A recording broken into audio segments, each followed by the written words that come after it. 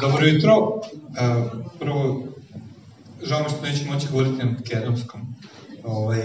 Mislim jedno da ću početi taj jezik da govorim, pošto stvarno ga razumem i svaki put kad sam u Makedoniji vidi koliko zapravo, znači 99%. Još samo da mi klikne u glavi da ga izgovorim.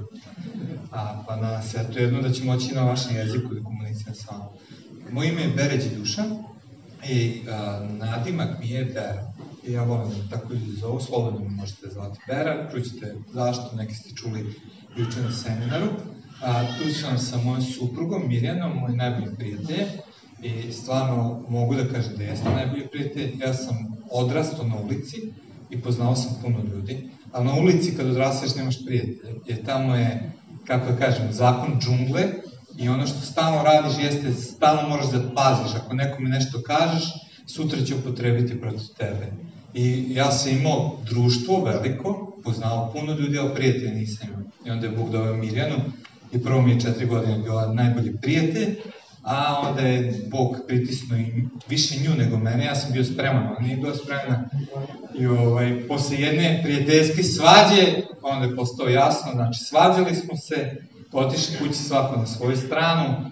Posle nekih 2 sata Mirjana je onako kucala na moj prozor da mi dođe da mi kaže da nikada više nećemo biti prijatelji, da smo završili i da više ne možemo da se družimo. Posle 15 minuta mi smo pričali o braku i bili zajedno jednostavno. Tako da mi je Bog prvo dao prijatelja, onda i suprugu, imamo 2 dece, znači Stefana i Unu, već velika deca.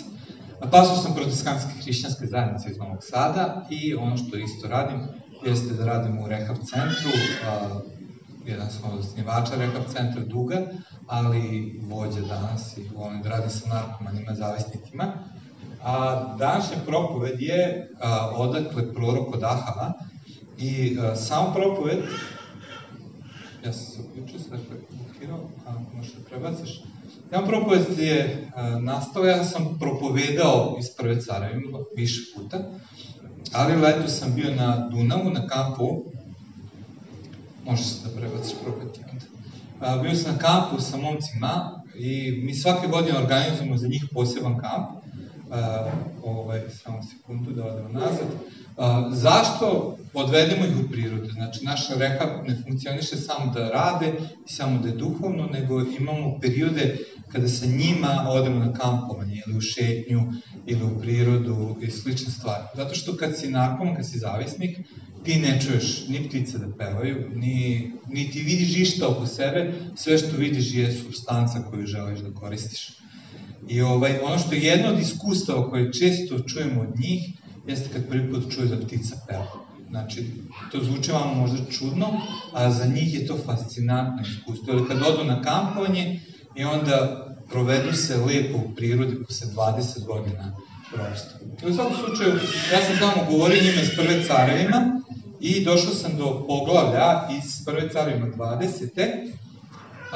I mislio sam da ću da ga preskočim i da neću im govoriti, a onda mi stvarno dotakao ovaj tekst i šta ono što se nalazi u ovom tekstu. Prvo ćemo ga pročitati, ako neko može da ga pročita na makedonskom, ja bih bio zahvalan, da ne čita na srpskom, pa...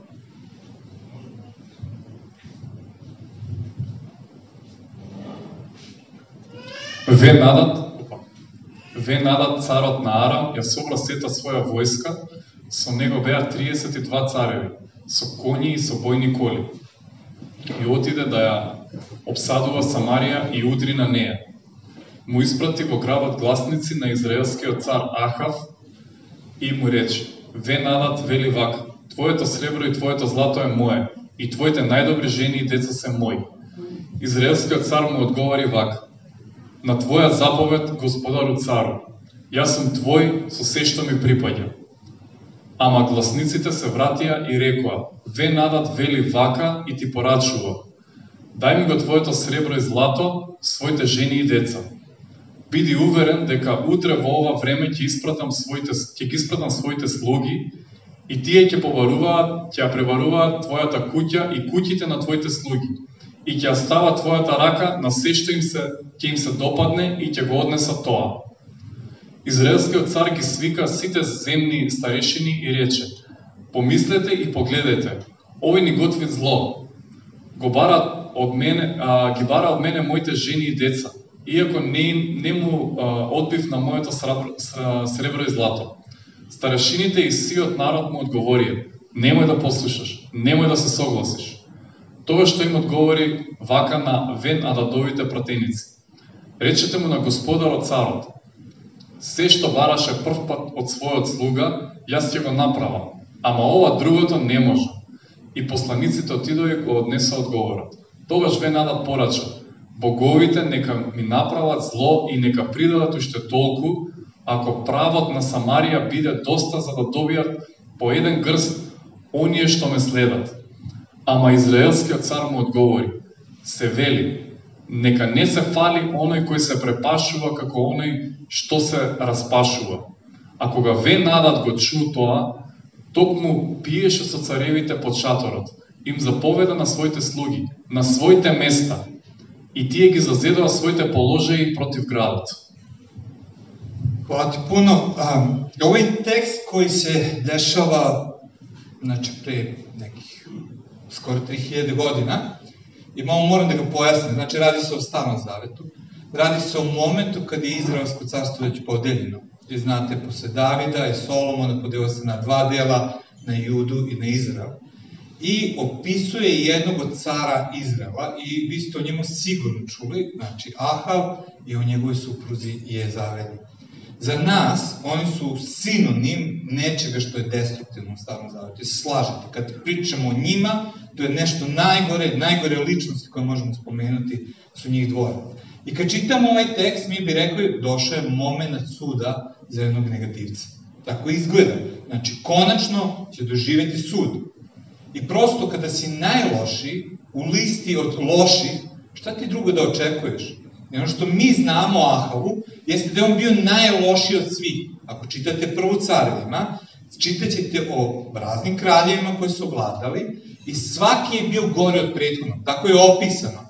Znači, ovo je bio, kaže, gori nego njegov prethodnik. Onda je došao sledeći kralj, pa je bio gori nego njegov prethodnik. Pa je došao sledeći. Znači, jedna linija ubica, pijanica, idolopoklonika i ostalo. I onda dolazi do Ahava i u Prvoj Carevima 16 piše da je bio najgori od svih. Znači, on je bio najgori u listi groznih ljudi. Druga stvar, kada ne znaš šta je dovoljno u grehu, šta da očekuješ? I tako piše u Prvoj Carevima 16. Nije mu bilo dovoljno što je činio taj greh, nego je dodao na sve ono što su prethodnici činili. Znači, ne samo da je najgore od svih, nego ne zna ni da se zaustavi u tome najgore, ni dodaje na ostalo. I onda kad gledamo dalje, kada ljutiš Boga više od svih drugih, šta da očekuješ? I tako piše u Prvoj Carevima za 16. Kaže da je Bog izraelski bio na njega ljut, više gnevan, više od svih drugih pre njega. Jer primećujete? I onda dalje, kada tvoja žena ubija Božje proroke, šta da očekuješ? U Prvoj Carevima 18 piše da je ubijala Božje proroke. Znači, šta mi vidimo? Najgore od svih. Ne zna meru u grehu. Ide dalje od svih drugih. Bog je ljut na njega više od svih drugih. Njegova žena ubija proroke, znači da on to odobrava.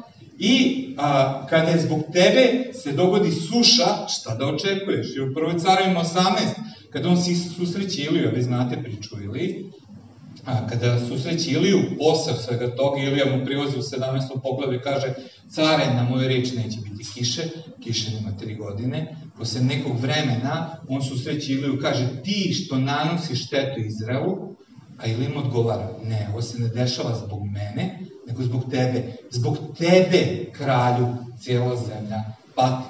I kada mi sve ovo znamo, i znamo da je on spuštao lestvicu tu za druge i za sebe, šta da očekujemo, nego da u ovom momentu i dolazi sud i kazna. Došao je aramski kralj, napada Samariju, opkoljava njegovu prestonicu i kaže mu: daćeš mi sve tvoje imanje. Kada kaže: dobro, evo daću ti novac, jednostavno ne mogu da ti se oduprem, bit ću tvoj vazal, pokorit ću ti se. A kada kaže: ne, ja ću ti uzeti sve. Ništa ti neće ostati. I na to ako kaže: dobro, ja ne znam šta da radim, to ti ne mogu dati, ne mogu da dati moju ženu, ne mogu ti dati moju decu, neću ti se pokoriti. I kralj odgovara ovako: aramski. Neće ostati ni praha u jednoj ruci kada završe sa tobom. I pomislili bi, šta? Došao je sud. I se slažete da je to logično, kada razmislimo o svemu ovo. I onda mi čitamo dalje tekst, šta se dešava, i ovo iznenađenje. Piše ovo, u 13. stihu. I tada jedan prorok dođe ko Ahavu, caru Izraela, i reče, Gospod govori ovako, vidiš li ovo silno mnoštvo? Ja ti ga dajem u ruke i saznaćeš da sam ja Gospod. Evo, iznenađuje ovaj opet.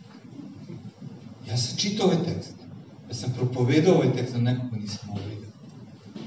Nekako prosto sam išao logično, pa da je prorok, dešava se, objašnjavao ono. Ali nisam razmislio, sve izgleda da je sud. Ali otkud prorok kod Ahava? Ovo nije paganski prorok.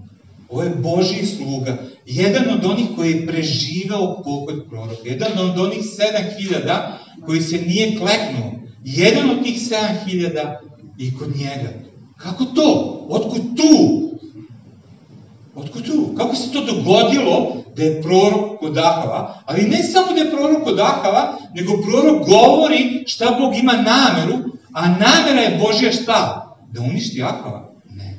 Kaže, ja ću ti dati pobedu u ruke. I ako ovo nije čudno, ja ne znam šta je čudno. Ja ne znam da li uspevam da vam prenese zbog srpskog, ali ako ovo nije, ljudi, čudno, ako ovo nije nelogično, ja ne znam šta je logično. Jer ovo nema nikakvog smisla. Pa ovaj je ubijao proroke, želeo je da ubije Iliju, zbog njega je bila suša, najgori od svih, ništa te Bože nije slušao. Gore je odvao Izrael nego bilo ko pre njega, samo što nije uništio ljude koji tebe slede i ti šalješ proroka da mu pomogne. I onda dalje kad gledamo, kaže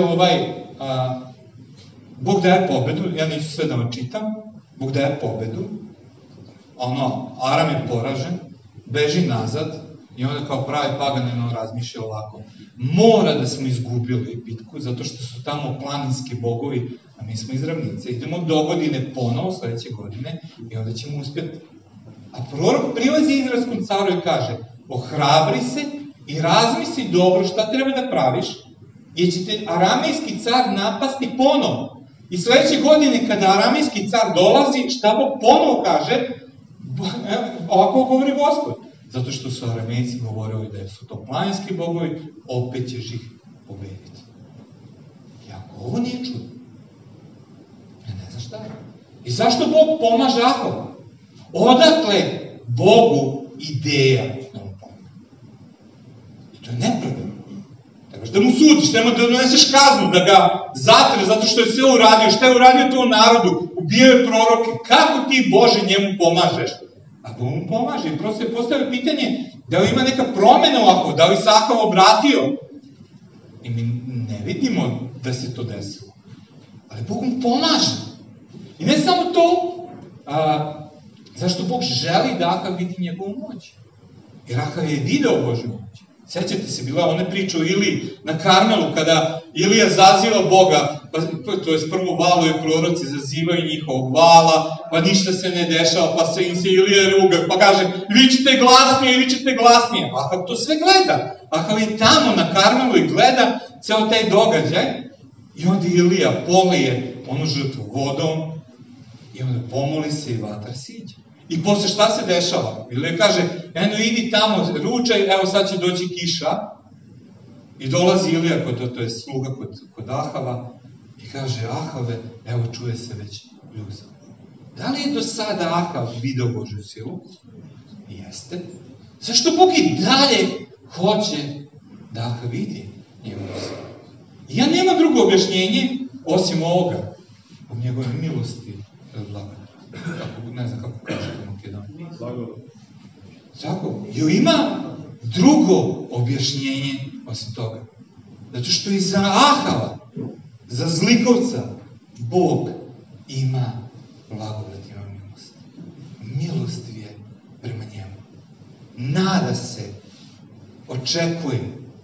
Bilo bi čudesno da je Ahava stvarno razumeo poruku, da je prihvatio to što Bog radi. Nažalost nije. Ako čitate ostatak, vidjet ćete da se sve završava jako negativno, Ahav nastavlja u svom idolopoklonstvu. Ali Bog je milostiv prema Ahavu.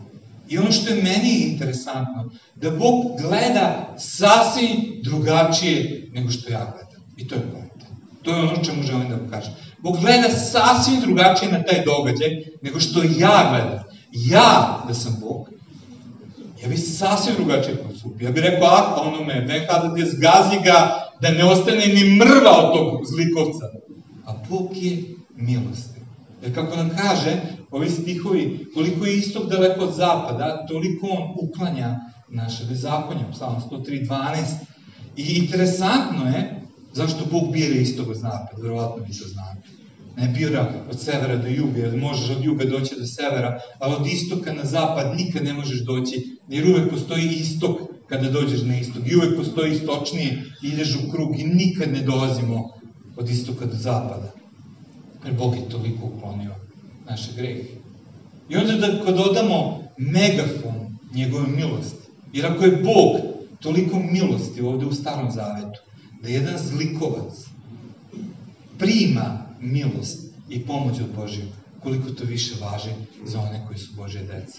Za nas koji poznajemo Hrista, koji smo doživeli njegovo delo. I ja jako volim ovaj stih iz Jevreja 4, jer je meni pomogao, mene je iscelio kada sam ga čitao, kada kaže kakav je naš prvosveštenik koji je gore na nebu. Kaže, nemamo takvog prvosveštenika koji ne može da se učestvuje u našim slabostima, nego je bio kao jedan od nas, osim u grehu. I možemo mu pristupiti smelo ka prestolu blagodati, da primimo milost i da nađemo blagodat za pomoć u vreme potrebe. I meni je milost potrebna kad sam loše.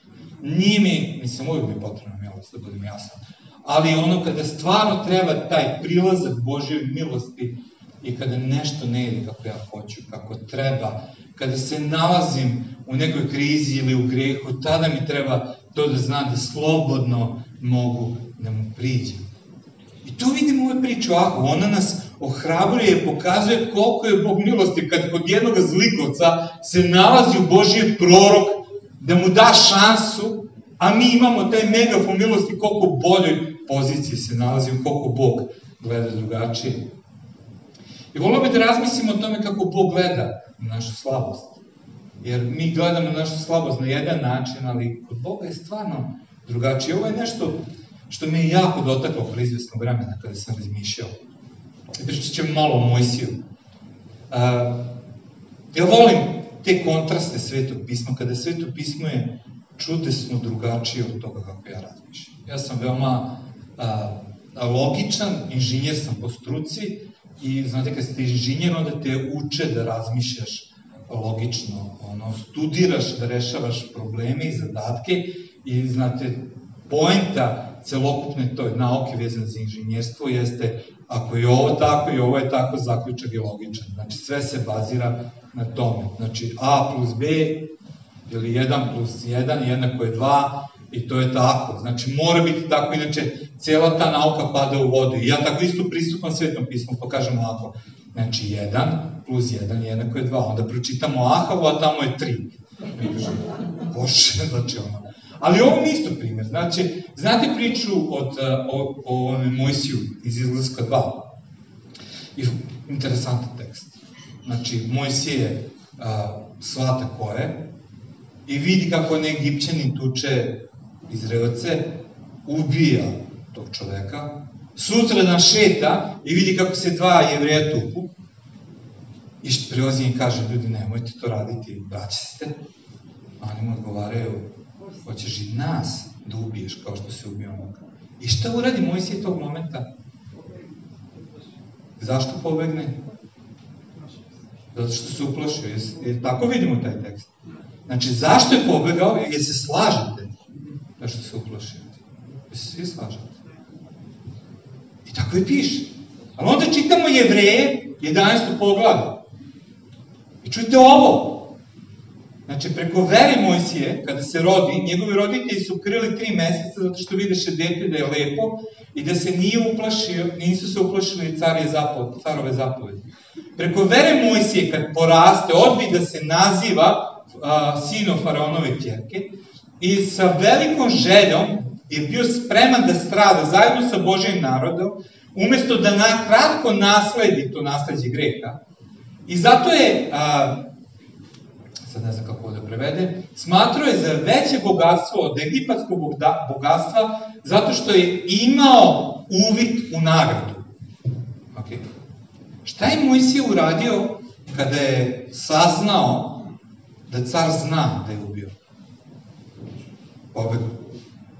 Zašto je pobegao? Uplašio se. Izgleda Bog nije vidio taj događaj. Primećuje? Bog nije vidio taj događaj, on ga ne opisuje, ja to ne vidim. Nego šta kaže? Verom je Mojsije odlučio da neće da ostane tamo. Ne iz straha. A ja kažem, Bože, pa uplašio se. A kaže, ne, verovao je. Bože, uplašio se. A kaže, ne vidiš dobro, verovao je. Ma Bože, uplašio se. Ma ti ne vidiš dovoljno duboko u srce, ti vidiš ono s polja, a ja vidim ono što je duboko. Ne, nije se uplašio. Verovao je. Možda je bio tu neki strah, ali duboko u srži je bila vera, a ja to vidim.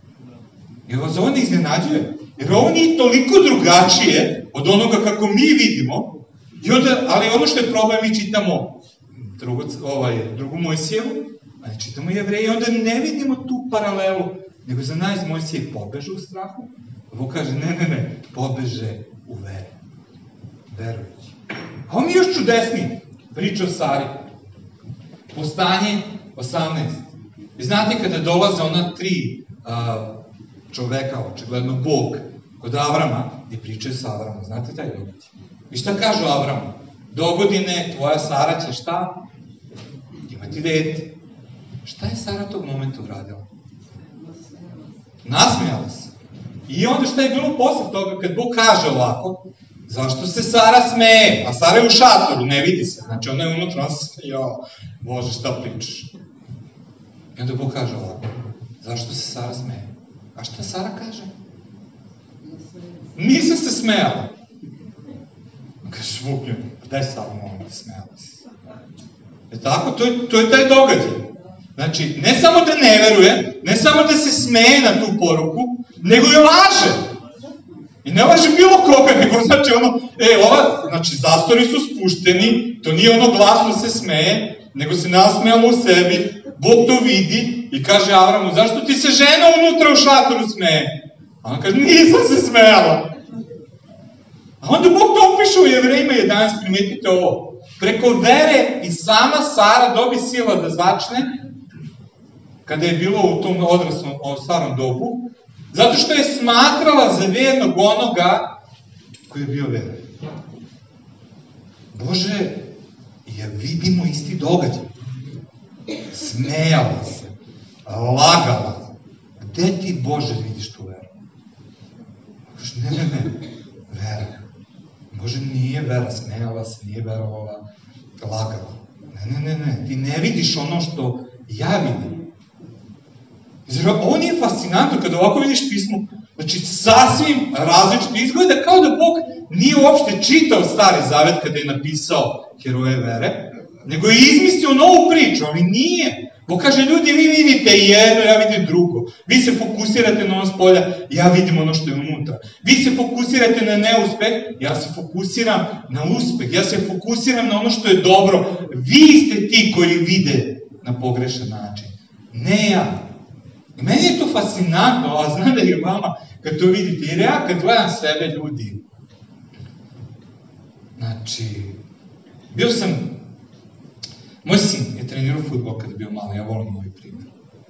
Moj sin je sklon, znači, znate žene kad rodite dete i dok izađe iz bolnice, da li dobije kilažu ili izgubi? Ja sam dobio kilažu. Znači, zašto sam deblji nego što me mama rodila.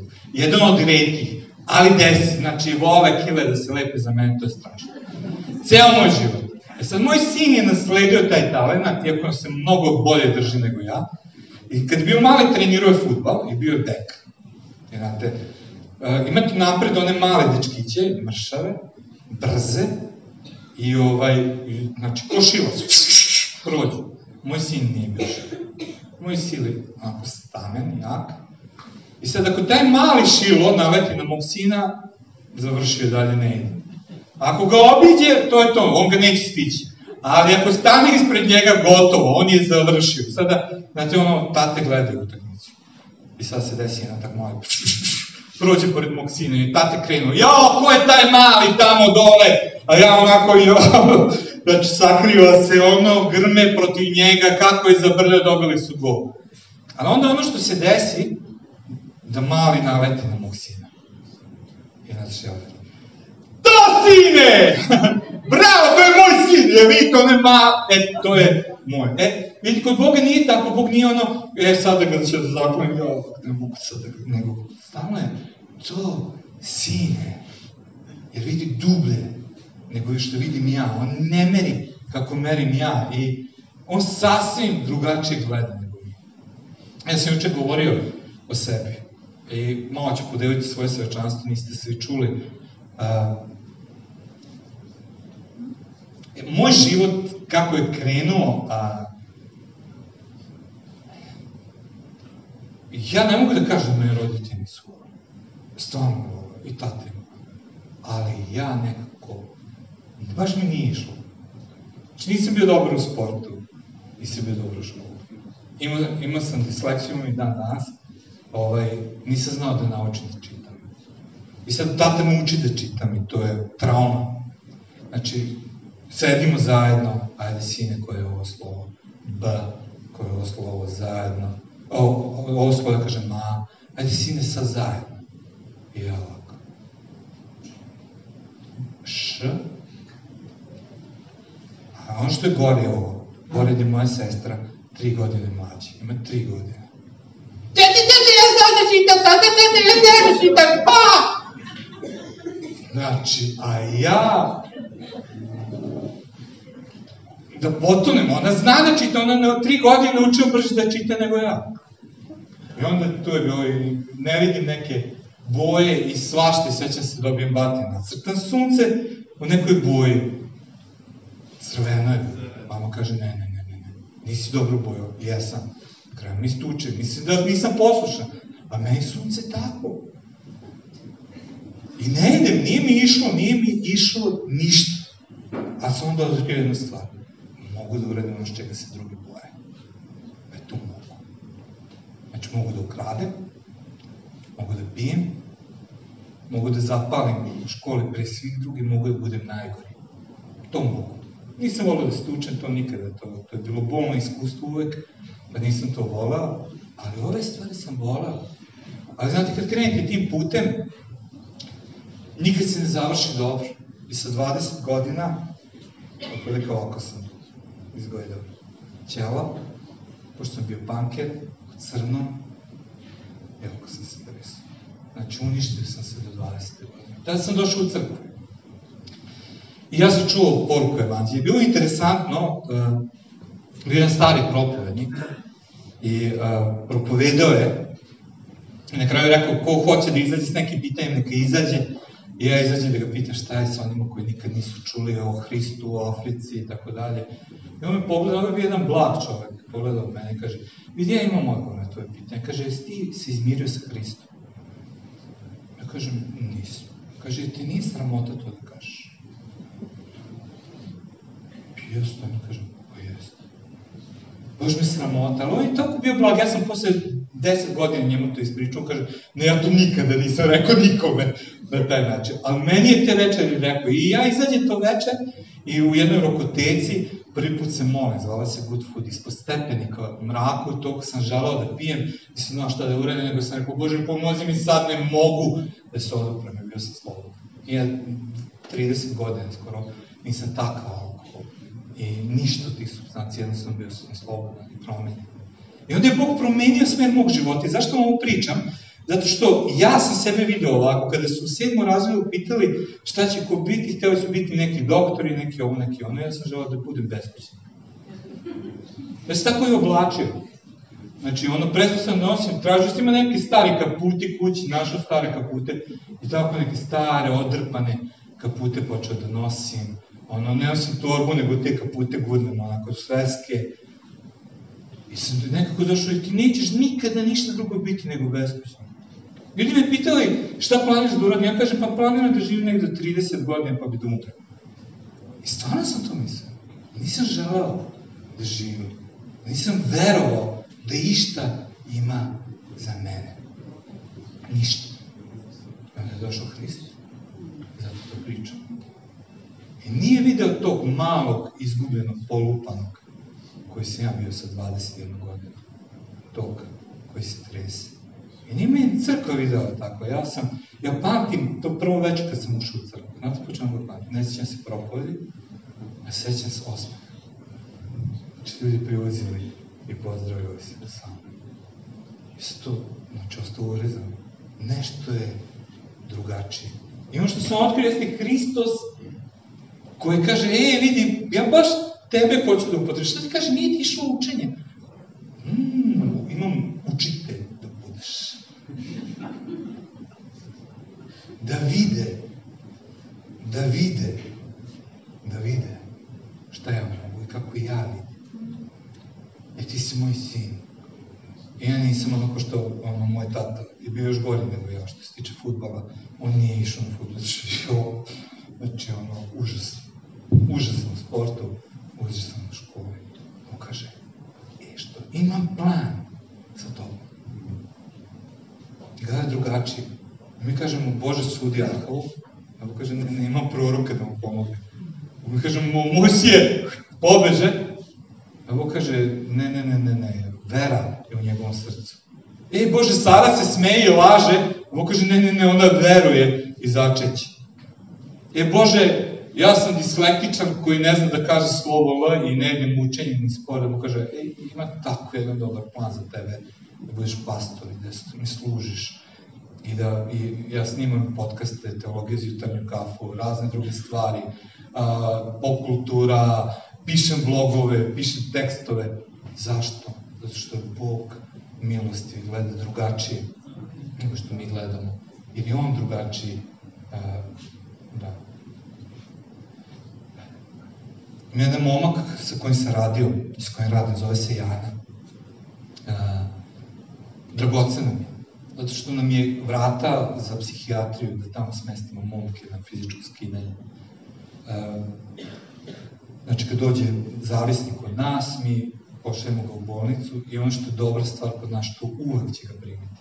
Primit će ga zbog Jane. A znate zašto ga primaju zbog Jane? Zato što je Jana toliko puta bio na psihijatriji, da ga svi znaju. Znači, bio je dete komunističkog funkcionera, bio je prvi DJ u Novom Sadu, prvi vlasnik diskoteke, 80 neke godine, diskoteka se zvala Đava, onda su došli ovako, rekli, ćeš da zaradiš ekstra, evo ti kilogram ovoga, prodaj, i to je bio moment kad je on samo otišao doma. I tako je 19 godina živao. I na kraju su mu sva vrata bila zatvorena. Na kraju je bukvalno overio između dve kante za smeće. Pao je i klinički je bio neko vreme i mrtav, onda su ga oživeli, znači završio među kantama za smeće i onda ga Bog dotakne. I on je taj prvi koji mi je rekao ikada, čoveče, gde su te ptice bile, kaže, 19 godina. Što sam pričao, to sam kod njega naučio. 19 godina, kaže, nisam ih vidio. A to odakle je ovaj miris, kaže, cveća. 19 godina ga nisam osetio. I onda Bog njega dovede i otvori vrata za sve drugo. I taj čovjek pokrene neke stvari kao što je Ini biti clean i mnoge druge dobre stvari. To je prevencija narkomanije, organizuje festivale, gde poziva mlade iz škola i tako dalje i tako dalje.